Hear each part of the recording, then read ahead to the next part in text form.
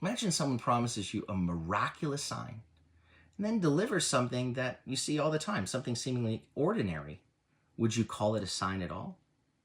In Isaiah 7, the Lord had invited Ahaz, the king of Judah, to ask for a sign. He says, from the highest of heights to the deepest of depths, ask for a sign, but Ahaz refused. So the Lord responds by saying, okay, I myself will offer the sign. Isaiah 7:14, he says, behold, the virgin will conceive and bear a son, and she will call his name Immanuel, God with us. Now, if this prophecy simply referred to a young woman who would naturally conceive, how's that a sign? How's that remarkable? How's that a sign from the highest of heights to the deepest of depths? Right? It's not. I mean, women give birth all the time. But the Lord himself promised a sign. And a sign, especially one from God, has to be extraordinary, right? It has to grab your attention, point to something greater than the event itself. The Hebrew word used here for virgin, alma, refers to a young woman of marriageable age, often implying purity. And while some may argue it doesn't explicitly mean virgin, consider this.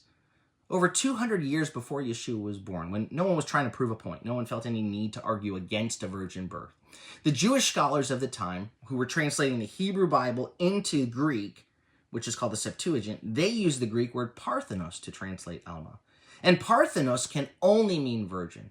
Why would they make that choice unless they understood Isaiah's prophecy to mean something extraordinary? So 200 years before Yeshua's birth, the rabbis clearly understood this to mean virgin.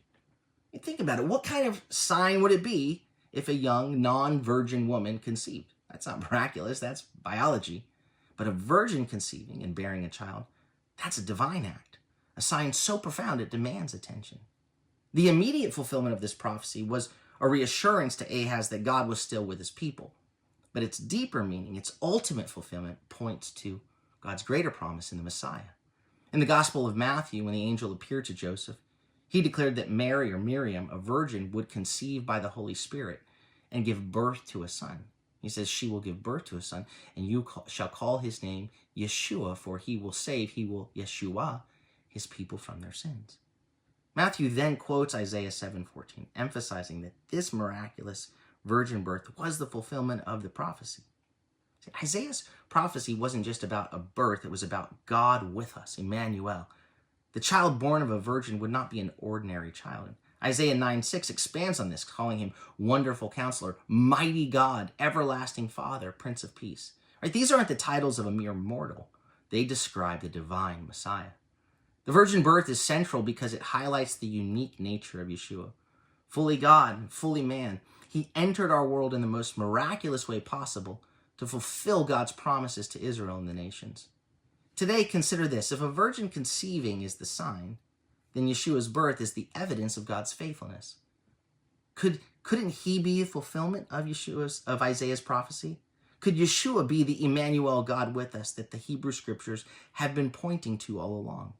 Look again at this ancient prophecy with an open heart, and the Lord is inviting you to trust him and to see the miracle of his love for you.